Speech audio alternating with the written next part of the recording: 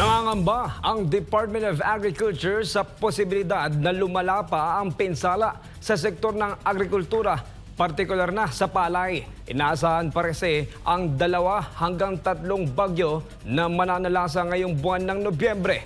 Narito ang balita ni Sheena Torno. Ito ang naging sitwasyon sa Dilasag, Aurora nang maglandfall nitong nakarang araw ang nakalabas ng si Bagyong Nika. Ganito kalakas ang hangin at ulang dala na nagdaang bagyo.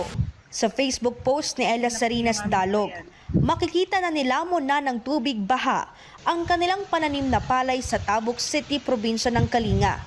Nagmistulang dagat na rin ang itsura sa pananim na mais na mga magsasaka sa Ilagan, Isabela. Hindi pa nga nangangalahati ang buwan ng Nobyembre ay sunod-sunod na ang pananalasa ng mga bagyo.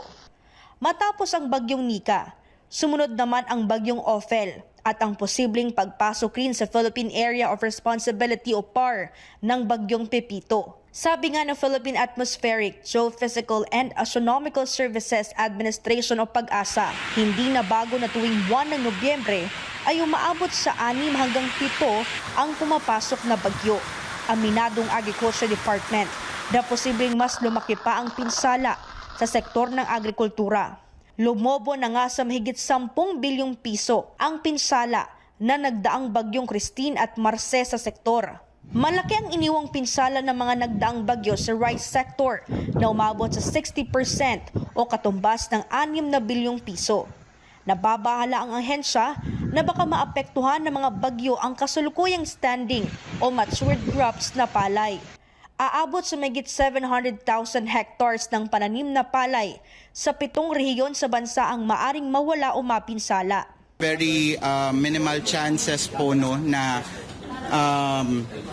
magkaroon pa tayo ng recovery. Yung mga partially damaged natin, pwede pa nating pasadahan po ng mga post-harvest facility ng combine harvesters to salvage some of the damaged crops. Pero yung mga totally damaged na talaga na matagal na nalubog, wala na po talagang chance yun for ano. And that has an economic impact dun sa household na livelihood ng mga rice farmers. Oras naman na mangyari yan, asahan na raw na bababa pa ang produksyon ng palay ngayong taon.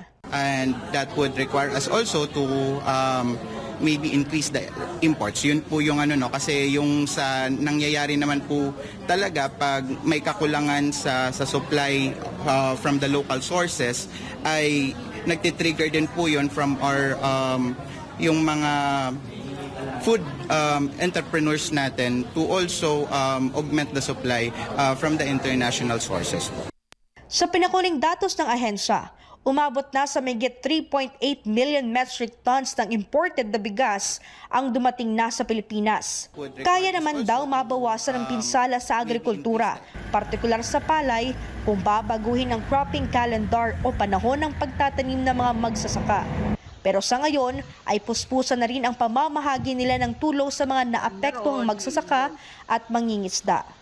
Para sa Diyos at sa Pilipinas kong mahal, ito si Sheena Torno, SM9 News.